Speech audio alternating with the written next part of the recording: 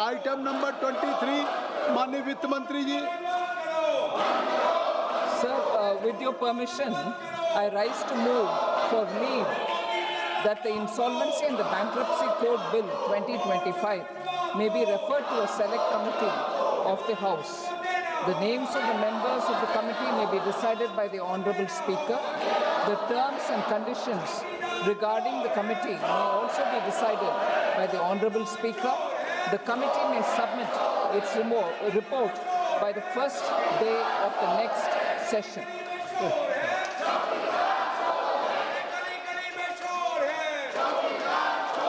आपने सुना कि माननीय वित्त मंत्री जी ने क्या प्रस्ताव किया है? माननीय वित्त मंत्री जी ने क्या प्रस्ताव किया है? टैगोर मड़क्कम साहब, सुना आपने? गौरव गोगोई जी, आपने सुना? What finance minister has made a request and has passed a resolution and to seek a support from you. He wanted to send this bill to the select committee. आप select committee सपोर्ट करेंगे या विरोध करेंगे? प्रश्न यह है कि माननीय मंत्री जी द्वारा प्रस्तुत प्रस्ताव को स्वीकृत किया जाए। जो सदस्य प्रस्ताव के पक्ष में वो हाँ कहें, जो सदस्य प्रस्ताव के विपक्ष में वो ना कहें। किसके विरोध में आप ना कह रहे हैं पता है? वो विधेयक सेलेक्ट कमेटी को जा रहा औजला साहब, तो आप विरोध करेंगे? सेलेक्ट कमेटी को न जाए। मेरे विचार में निर्णय हाँ वालों के पक्ष में हुआ, हाँ वालों के पक्ष में हुआ, प्रस्ताव स्वीकृत हुआ। संसदीय कार्य मंत्री श्री किरण रिजिजू जी, संसदीय कार्य मंत्री जी को सुन लीजिए।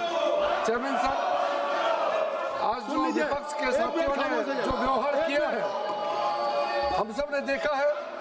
कागज का टुकड़ा फेंक करके चेयर की तरफ और जो गंदा नाराबाजी करके इस तरह से जिस सदन में हम लोग काम करते हैं, जिस सदन में बैठ करके देश को सेवा करते हैं, हम ओथ लेकर के इस सदन में आए हैं, उसी सदन को आप लोग आज कागज उठा करके चेयर के ऊपर फेंक करके आप लोगों ने सदन का गरिमा को गिराया है। मैं इसका खंडन करना चाहता हूँ।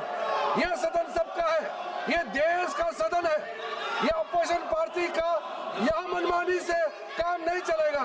यह देश और यह सदन नियम और कानून से चलेगा। यहाँ इनका मनमानी से नहीं चलेगा। हम लोगों ने जिंदगी भर, हम लोग विपक्ष में रहा है, हम लोगों ने जिंदगी भर अपोजिशन में बैठ कर काम किया है। ऐसा व्यवहार हमने जिंदगी में नहीं देखा है। हम लोग भी संघर्ष करते थे, हम लोग भी प्रोटेस्ट करते थे, लेकिन हम लोग तरीके से करते थे। हम लोग कागज फाड़ के या इस तरह का नाटकबाजी करके, गंदे गंदे बातें करके, ये नारा लगा करके, कुर्सी को कागज फेंक करके आप लोगों ने जो इस पूरा सदन का गरिमा को गिराया है, ये बहुत खंडन करता हूँ और देश आपको माफ नहीं करेगा। हम लोग ने बार बार कहा है, चर्चा में हिम्मत है तो चर्चा में भाग लेना चाहिए। हम लोग हिम्मत से काम करने वाले लोग हैं। देश के सामने में हम लोग बिजनेस लेके आए हैं, बिल लेके आया है, हम लोग काम काज लेके आए हैं। आप लोग चर्चा में हिस्सा लेता नहीं है, अनाप समय बातें करता है, फिर बोलते हैं बोलने नहीं देते हैं। सर, मैं आखिरी में मैं विपक्ष के साथियों को कहना चाहता हूँ, अब भी समय है, अभी भी सुधर जाओ, अभी भी टाइम है। चर्चा में भाग लेकर के देश के लिए काम करने के लिए अभी भी वक्त है। टाइम बर्बाद मत कीजिए। हम सबको यहाँ सदन में काम करने के लिए भेजा है, हम लोगों को यहाँ बोलने के लिए भेजा है, या तोड़ फोड़ करके कागज उठा करके चेयर के ऊपर में फेंकने के लिए नहीं भेजा है। आप लोगों को एमपी चुन के भेजा है। आपके अपने अपने कॉन्स्टिट्यूएंसी के लोग कितना दुखी होगा आपका हरकत देख करके। मैं उनके हरकतों को खंडन करना चाहता हूँ। आज मैं इसमें जोड़ना चाहता हूँ कि आज जो सदन में हुआ है उसको माननीय सदस्यों ने नहीं किया है। कांग्रेस के उपनेता, आपने इशारा किया, आपने कागज दिया कि कागज को फाड़िए। कोई उपनेता इस तरह का गैर जिम्मेदाराना हरकत नहीं करेगा।